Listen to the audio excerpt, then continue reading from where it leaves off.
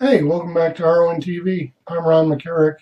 It's still National Novel Writing Month. I'm still working on my national novel. No, it's not a national novel. It is a science fiction novel, Starship Adventure. I put together a little something for you that I'll show you at the end of this here. It's, Hollywood does it. I figure I can do it. A little trailer, little teaser. We'll see. Anyway, good news, bad news. Bad news is I was pretty sure that my writing buddy, and I only have one. So here's a tip for you. Have more than one writing buddy.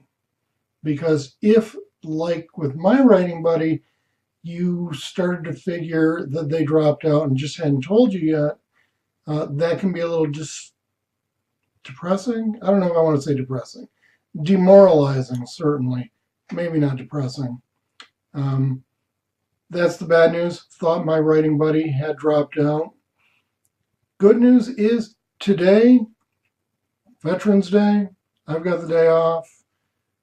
Salute, sloppiest, worst salute ever to everybody that served in the armed forces. Thank you.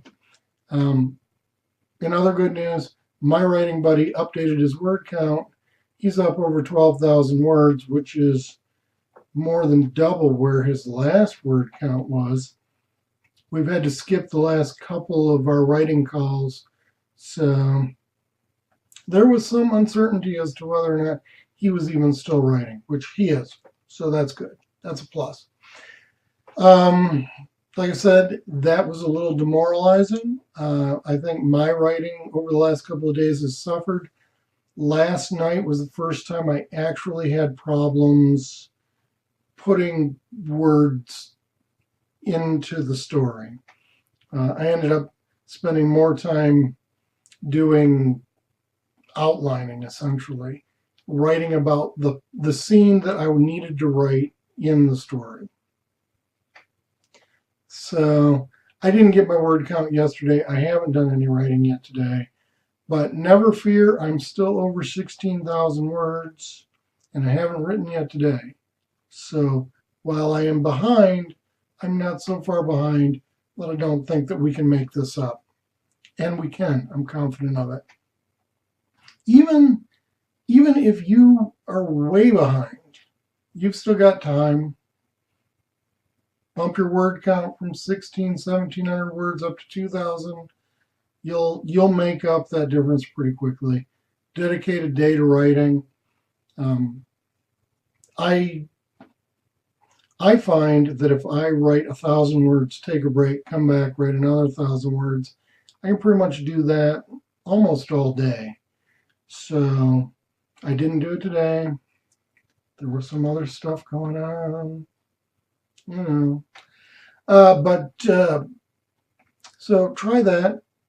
Write yourself 1,000 words, go make a cup of tea, have a sandwich, watch a half-hour show, come back, write another 1,000 words, take a break.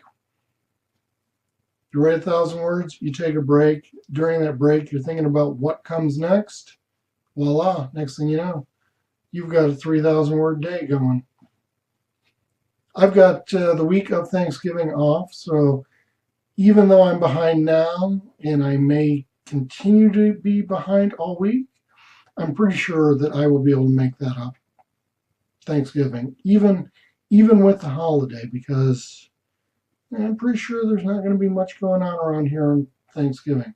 Just the boys, probably, and they do their own thing. So I got lots of writing time. Although my mother did, ooh, had a thing there. Another thing there. Getting a lot of not responding. What's that all about? Ooh. Questions. Was doing some jumping around stuff. Anyway, I've got the week of Thanksgiving off, so I plan on making up any missing time then. Get my word count nice and tight hopefully I'll be able to finish my NaNoWriMo novel early. Again, don't panic. We're only 11 days in. We're not even halfway through this thing. If your word count isn't where you feel like it should be,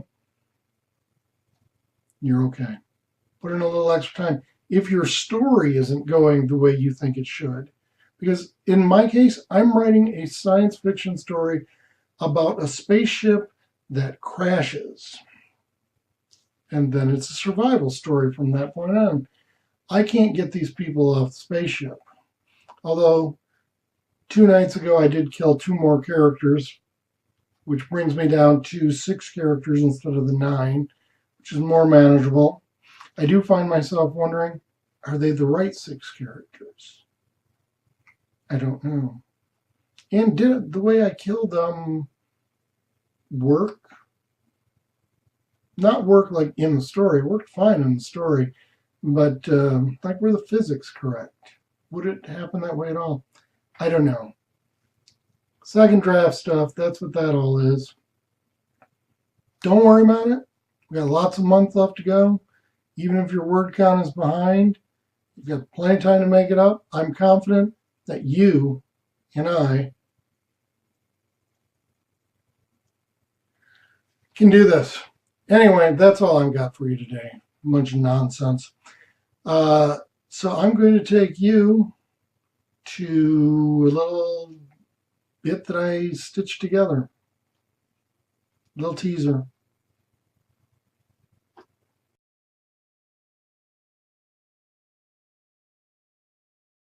We thought we were the bomb when we finally had multiple permanent colonies on Mars and Venus. 2 million people living on the red planet and another 700,000 on Venus. The moon was the biggest and busiest terminal in the solar system. And as we reached out towards the Jovian moons, we ran smack into our first alien cruiser. 1,200 little green men.